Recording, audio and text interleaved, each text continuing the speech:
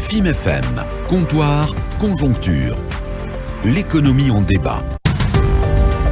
Allez, l'économie en débat avec nos deux invités, Dr Makanira Kake et Mohamed Kamara, ensemble jusqu'aux portes de 15h pour pouvoir dérouler, parler bien évidemment des priorités du ministre Bernard Gomou, du Premier ministre Bernard Gomou, qui a été finalement confirmé par le président de la transition. Bonsoir à vous, Dr Alassane Makanira Kake. Bonsoir. C'est un plaisir de vous recevoir dans ce magazine. Le plus grand plaisir, c'est pour moi. Voilà, la semaine passée, vous devrez être là, mais malheureusement, vous étiez un peu convaincu. Voilà.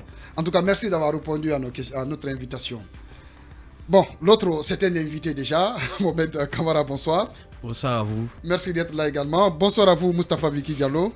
Bonsoir Boui, bonsoir à tous. Marmadion Boba, bonsoir. Bonsoir Boui. Allez, docteur, on va commencer cette interview avec vous. La première question, on parle des priorités du Premier ministre Bernard Gomou qui a été confirmé. Nous avons, dans la préparation de ce magazine, essayé de segmenter les interviews en commençant par d'abord les priorités dans le domaine de la gouvernance économique et financière, l'assainissement des finances publiques, de la nécessité de l'application des réformes concernant par exemple les passations de marchés publics en Guinée, la gestion des retombées du secteur minier poumon de l'économie nationale, la promotion du secteur privé guinéen, la lutte contre le chômage, la mobilisation et la sécurisation des recettes. Si le temps nous permet, on parlera de ça. Mais en attendant, on va aller avec la première question. La Guinée a un nouveau Premier ministre qui remplace Mohamed Beyavogui convalescent. Quelles devraient être selon vous les priorités dans le domaine économique de Bernard Gomou? Bon, moi je dirais d'abord, avant le domaine économique, sa priorité devrait être la mise en place d'une administration au service du développement. Parce que si on ne veut pas se mentir, nous ne disposons pas d'une administration en Guinée. Pour la simple raison, ce qu'on appelle administration publique, c'est plutôt les individus qui occupent des postes et qui font fonctionner ces postes selon leur volonté. Donc moi je dirais, l'administration étant l'instrument du gouvernement pour atteindre ses politiques et ses objectifs, si elle ne fonctionne pas, elle n'est pas bonne, ça ne sert à rien. Si vous êtes un bon chauffeur pour dire à quelle heure vous allez arriver à l'abbé, il faut demander d'abord est-ce que votre véhicule vous permet d'aller à l'abbé. Donc le véhicule de monsieur le Premier ministre pour faire tout ce qui est proposé, c'est l'administration. Si elle n'est pas bonne, on dit bien les réformes mises en œuvre dans un pays égales à ce qui est l'administration. Égal à son administration. Allez-y, Moustapha. Alors, ce problème de l'administration qui devrait être au service de la population, on connaît, ça ne date pas de ces dernières décennies, c'est un problème qui existe depuis de nombreuses décennies. Comment justement Bernard Gomou, qui à la tête du gouvernement, il y a seulement que, disons, quelques semaines, comment pourrait-il réussir ce pari? Très facile. C'est parce qu'on a toujours fait appel aux experts, on ne demande pas aux nationaux.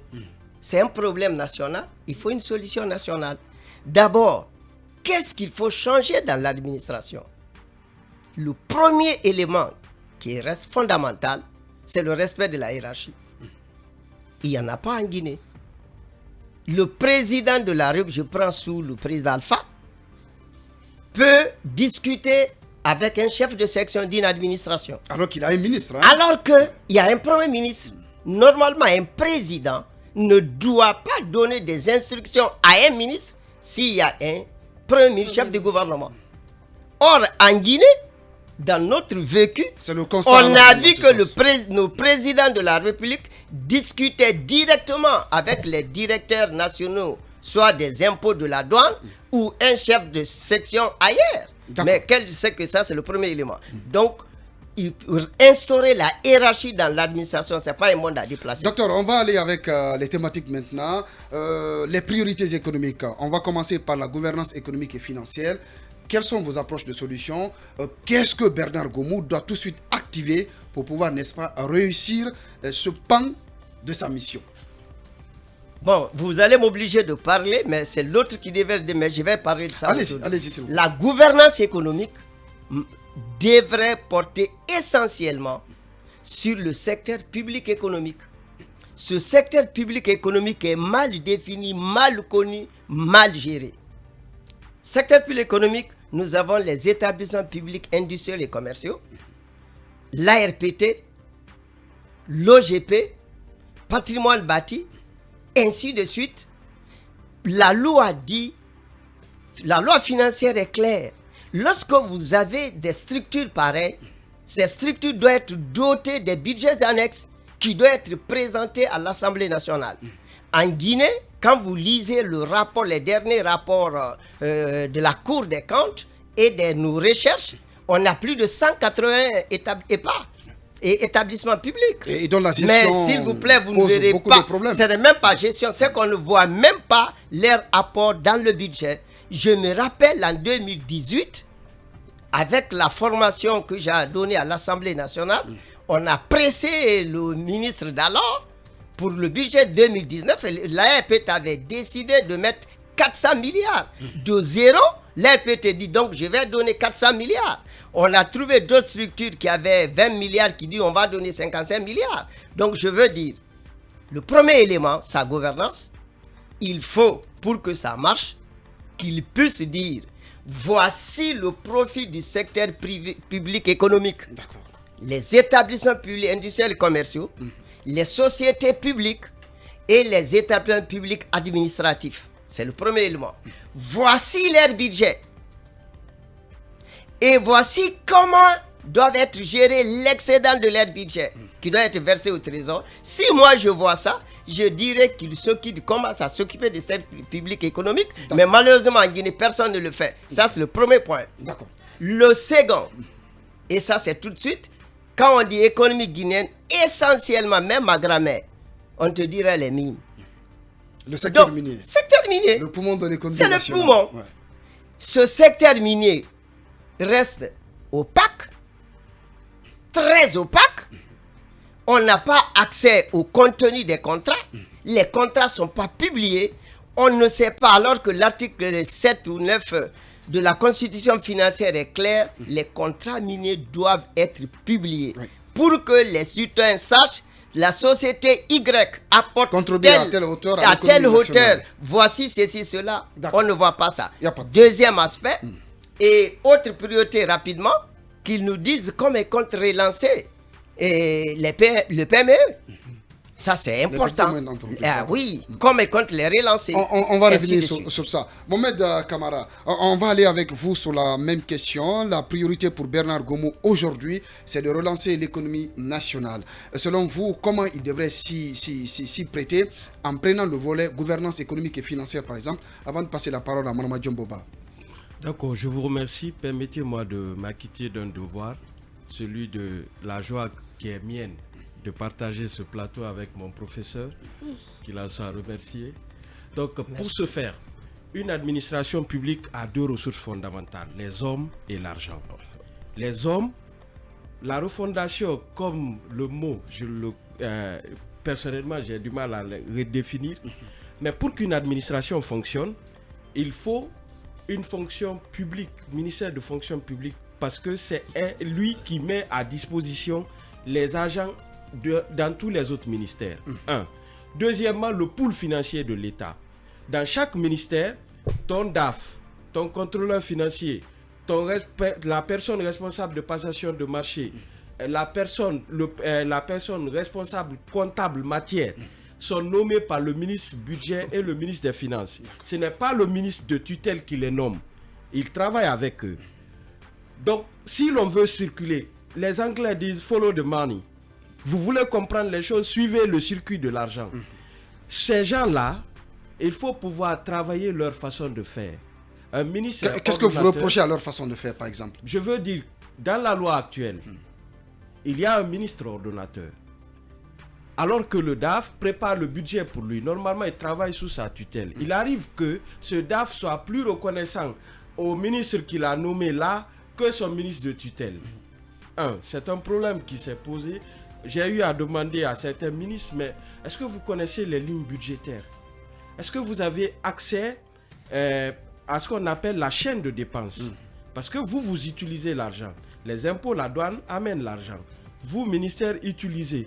Mais est-ce que vous avez la latitude de définir exactement les actions que vous voulez développer? Est-ce que vous ne les subissez pas un tout petit peu de la part du pool financier? C'est un problème qu'il faille régler. L'autre chose, quand je dis les gens, vous prenez des services spécialisés tels que les impôts, la douane. Ce sont Qui des représentent des métiers régies financières de l'État. Voilà. On n'est pas fiscaliste quand on le veut. Il faut avoir la formation requise pour ce faire. Donc, la fonction publique ne doit pas envoyer, par exemple, quelqu'un là-bas qui n'a pas un prérequis. Même s'il n'est pas fiscaliste, il doit être disposé à la fiscalité.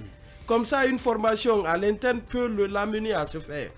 Aujourd'hui, l'administration est pu mener à cela. C'est un premier chantier. Le second, il faut une conférence nationale de l'ensemble des EPA et EPIC. La loi 056, qui a modifié la loi 075 portant gouvernance financière des EPA, docteur l'a rappelé. En fait, quand quelqu'un utilise l'argent public, son visage doit être découvert. Au-delà du principe de EPA reddition des comptes. reçoivent des subventions. Ils ne vendent pas le service marchand. Leur budget se retrouve dans les lignes des différents ministères desquels ils relèvent. Par contre, les EPIC sont dans le portefeuille de l'État. L'État est le principal actionnaire, il a cité l'OGP et autres. Donc, quand on est bon gestionnaire, on donne des dividendes à son actionnaire. Mais quand une société ne produit pas de dividendes, ça veut dire que son... Il y a problème à ce niveau. Allez-y, Maman Djambo. Quelles sont selon vous les réformes à suivre pour une bonne gouvernance économique au service d'une croissance financière? Puisque la croissance en Guinée, elle n'est pas inclusive. Voilà, donc c'est un débat qui se pose. Poursuite de l'assainissement des finances publiques. Je vais vous dire une chose. Parfois, on doit voir la loi. La LORF donne un pouvoir exorbitant au contrôleur financier d'un ministère. Il a le pouvoir de dire non à un ministre. Je ne paye pas. Sans son visa, pas de dépenses publiques. Mais alors, si des dépenses sont incriminées, on dit non, ce qui est passé est irrégulier. Donc toute cette chaîne est appelée à rediscuter d'une nouvelle façon de faire. D'accord. Mais on voit souvent que... On me signale qu'il est l'heure d'aller à la publicité. Docteur, ne vous en faites pas. Vous aurez la parole dans la deuxième partie avec aussi les questions de Manama Djomboba et Moustapha Viki Diallo. Ça ne fait que commencer. On part avec nos obligations commerciales et la publicité. Donc, disons l'info plutôt, et on revient juste après pour la poursuite de ce débat. Après la page commerciale, mais aussi les infos sur Film FM 95.3. Merci de nous rejoindre. On va continuer ce débat avec nos invités. Le débat de ce lundi est axé sur les priorités économiques du nouveau Premier ministre Bernard Gomou, qui a été confirmé à son poste par le président de la transition à l'occasion d'un décret publié le 20 août dernier à la télévision nationale. On va poursuivre ce débat avec vous, Marma Djomboba, sur les autres pans de cette interview. Allez-y. Oui, Monsieur Camara, vous avez tout à l'heure évoqué l'assainissement des finances publiques. Pensez-vous que c'est un gage de réussite des réformes? Oui, tout à fait. L'assainissement des finances publiques est un préalable. Maintenant, il faut aller au-delà. L'assainissement consiste en deux choses. L'État, deux volets. Côté recettes, est-ce que les contribuables sont imposés à la hauteur de leurs facultés contributives? C'est-à-dire, est-ce que l'impôt que chacun doit payer, il le paye? Est-ce que cet impôt arrive bien dans les caisses? Ça ne va pas ailleurs. Premier aspect. Deuxièmement, quant à la dépense, l'utilisation faite par cela, il faut d'abord définir de bons investissements, des investissements porteurs de croissance.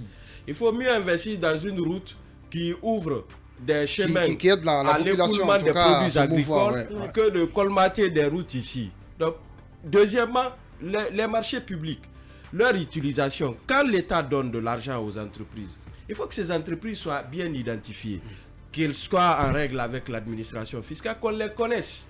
C'est très important de savoir qui perçoit l'argent public. Ok. Voilà. Docteur, votre regard là-dessus? Bon, rapidement, je dirais le premier volet, pour les priorités toujours, sur l'assainissement, le Premier ministre doit avoir trois types de statuts, qu'on est statut type.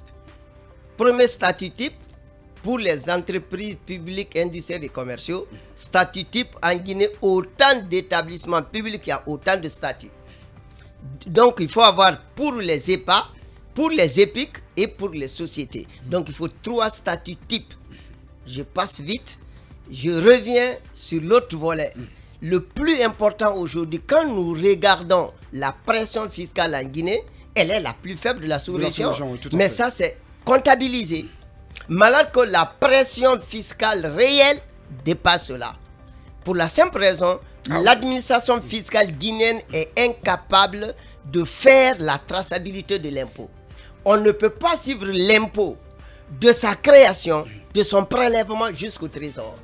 Le grand problème, c'est comment assurer la traçabilité. Malheureusement, dans les autres pays, là où ça marche, chez eux, la négociation fiscale se fait avant l'adoption de la loi, mais nous, la négociation fiscale se fait lors du paiement de l'impôt. Vous verrez concrètement, mais ceux qui ne crèvent pas les yeux, qui ne regardez un peu. Non, c'est très simple. Quand on dit aujourd'hui en Guinée, j'ai écouté le professeur Alpha Condé sur ça, il dit mais je ne comprends pas ce pays, tout le monde veut aller aux impôts à la douane. Mais c'est parce que c'est bas, on s'enrichit parce que là-bas l'argent ne va pas dans le compte. Soit le budget, impôt douane. C'est ce que les Guinéens cherchent. Tout à fait. Donc l'assainissement des finances publiques est une priorité et cet assainissement passera par ce que les gens refusent. C'est la déconcentration budgétaire et la transparence budgétaire par la réduction des pouvoirs financiers du pool financier de l'administration. Tant qu'il y a ça, je vous dis et j'insiste, on fera l'échec. Allez-y, Moustapha. Alors, en parlant justement de cette pression fiscale, à un moment donné, on a vu parmi les réformes prises, initiées par les autorités, par le régime précédent, il y avait notamment la digitalisation dans certains processus de paiement. Mais aujourd'hui, on a l'impression que malgré ce premier pan, on n'est pas en train de mieux réussir le suivi justement de cette fiscalité-là en Guinée. Que faut-il faire pour réussir, pour que l'équipe de Bernard Gomou réussisse ce pan-là? Parce que quand vous prenez par exemple la Direction générale des impôts cette année, dans la loi de finances initiale, c'est plus de 11 000 milliards de francs guinéens à mobiliser au titre de l'exercice budgétaire, et que pour atteindre cette prévision, il faut à peu près avoir des objectifs de recettes mensuelles d'à peu près 9 000 milliards de francs guinéens. D'abord, je dis c'est regrettable et c'est gênant.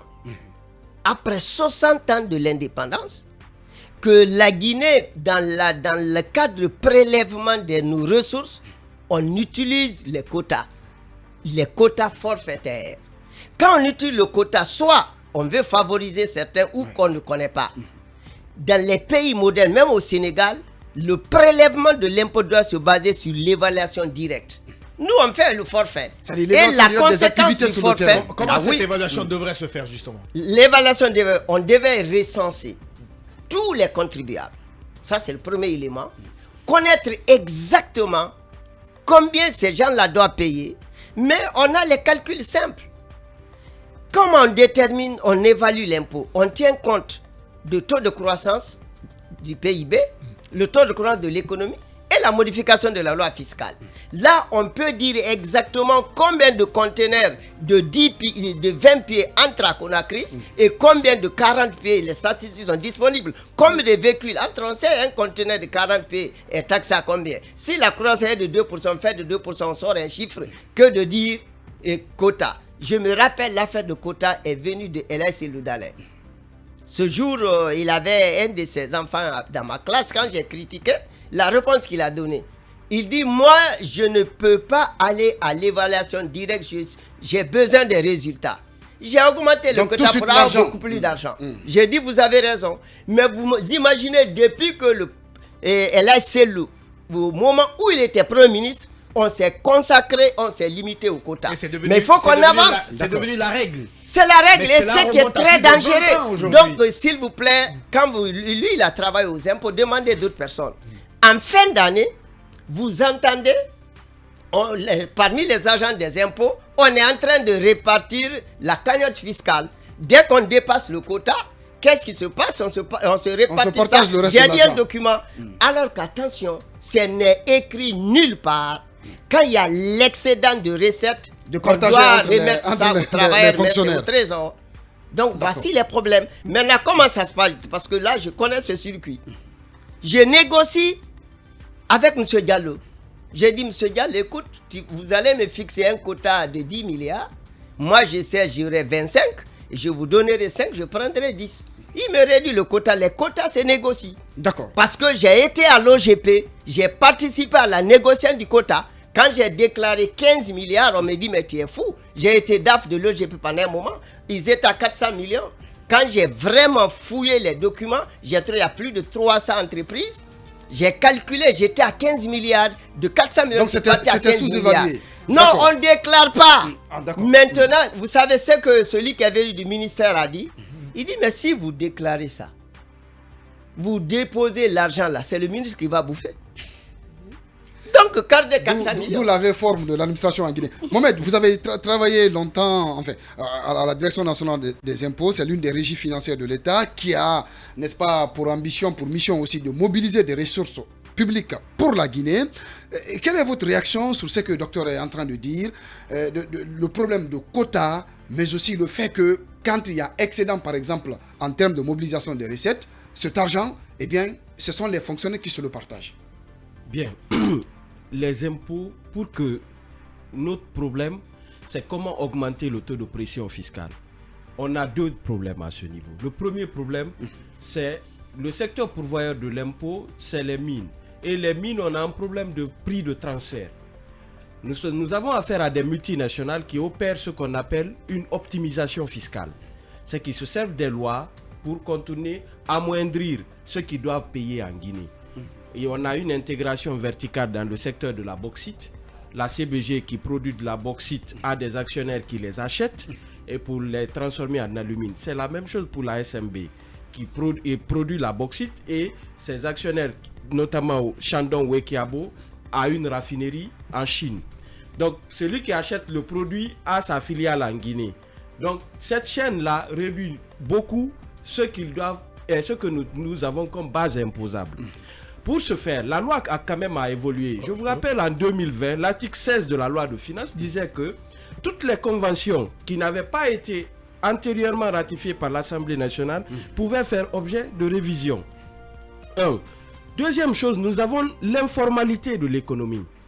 Pour avoir une base fiscale, élargir l'assiette fiscale, il faut formaliser... Qui est aujourd'hui aux alentours de 12-13% en Guinée. Hein, 13, voilà, 14% il faut comme ça, formaliser. Mais pour ce faire, comme les petites entreprises qui se créent, ils achètent. On ne sait pas, par exemple, aujourd'hui, qu'un garage, une menuiserie, un petit coin, salon de coiffure, ils sont imposables, ils réalisent une activité économique. Donc, comme on l'a dit, ils sont simplement assujettis à une patente d'une commune, alors que l'activité peut être professionnelle. De l'autre, l'État a accordé quand même des exonérations à des entreprises. Pour différentes raisons.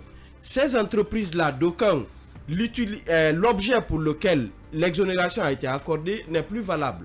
Par exemple, je prends une entreprise qui importe du ciment. On a dit, on arrête pour favoriser quelqu'un qui veut installer une usine de ciment. Mais par contre... Même dans le secteur de la farine aussi, hein, voilà, ça a été le cas à un moment donné. À un moment, il faut laisser ça, l'avantage là, pour que sa fiscalité, la concurrence, sa mise en concurrence avec l'importation soit établie.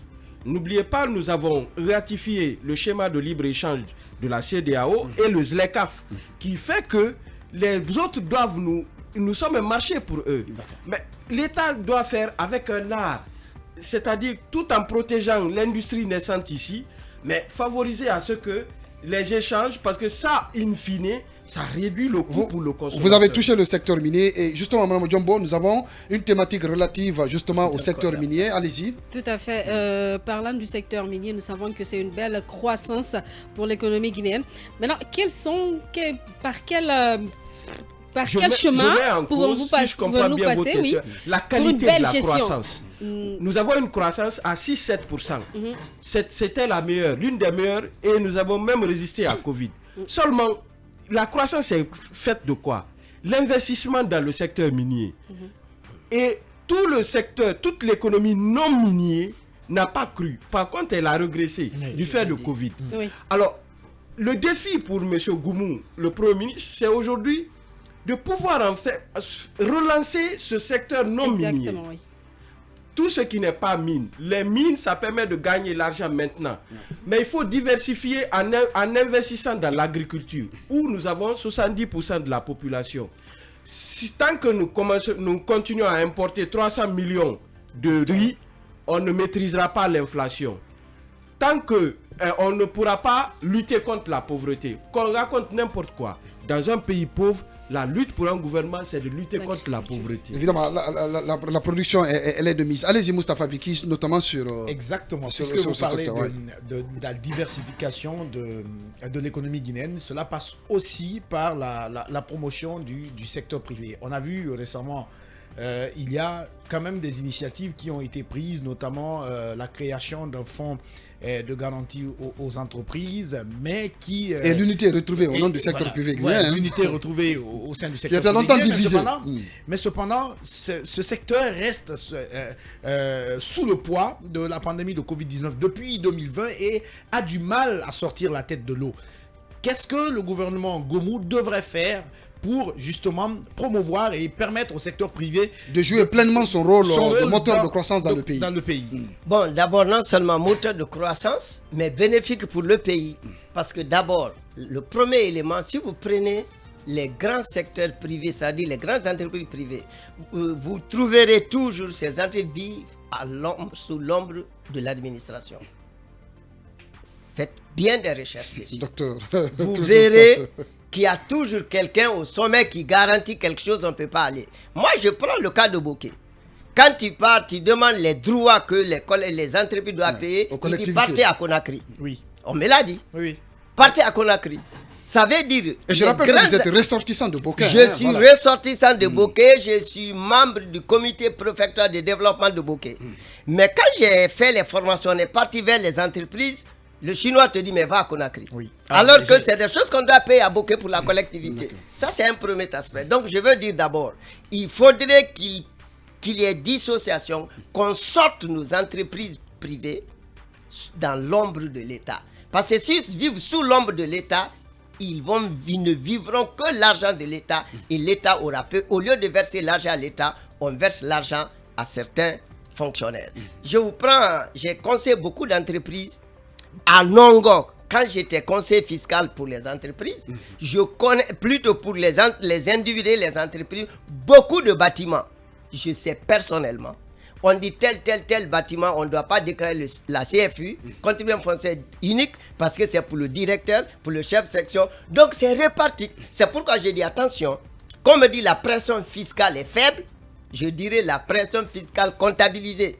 Moi, je suis conseiller fiscal, je sais, on paye l'argent. Je sais souvent combien rentre. Mais en Guinée, la pratique là-dessus. Donc, tout de la mauvaise gestion. Mais c'est ça le problème de mauvaise ressources financières. Est-ce qu'aujourd'hui, si on élargissait l'assiette fiscale, cela pouvait résoudre ce problème. Et justement, digitaliser le mode de paiement. Ma position que j'ai défendue depuis 1998, je suis arrivé en Guinée. On a trop demandé aux contribuables. Il faut demander à l'administration fiscale. Le citoyen guinéen a trop payé.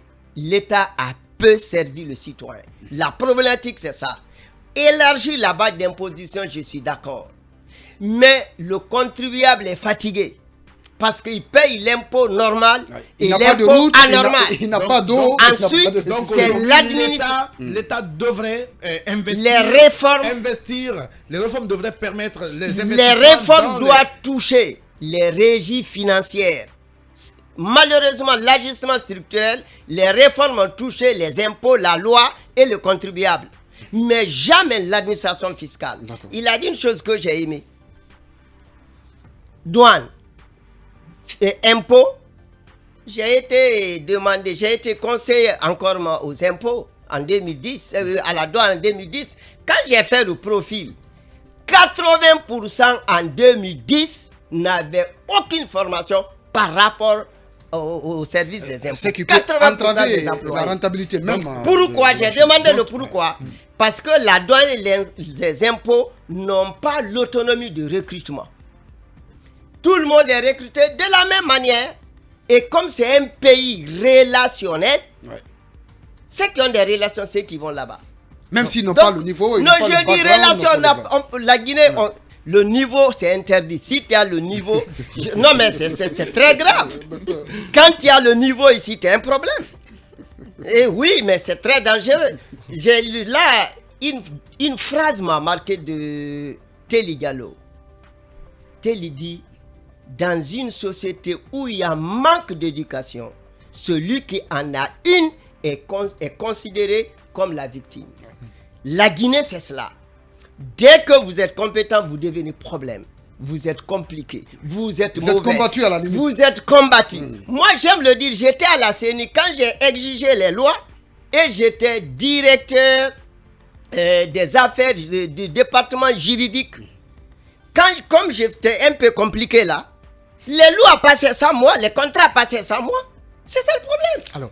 Alors, justement, puisqu'on a fait assez de propositions, comment tout cela pourrait permettre aujourd'hui à lutter contre le chômage ou au moins à réduire ce taux très élevé de chômage en Guinée? Puisque l'objectif de toute politique économique, c'est de lutter contre le chômage, créer la croissance pour que la population, n'est-ce pas, puisse bénéficier des retombées de cette croissance. Comme vous l'avez dit tout à l'heure, c'est une croissance qui n'est pas inclusive et ça pose problème qui est juste tiré par un secteur qui est minier et non minier. Et on a que...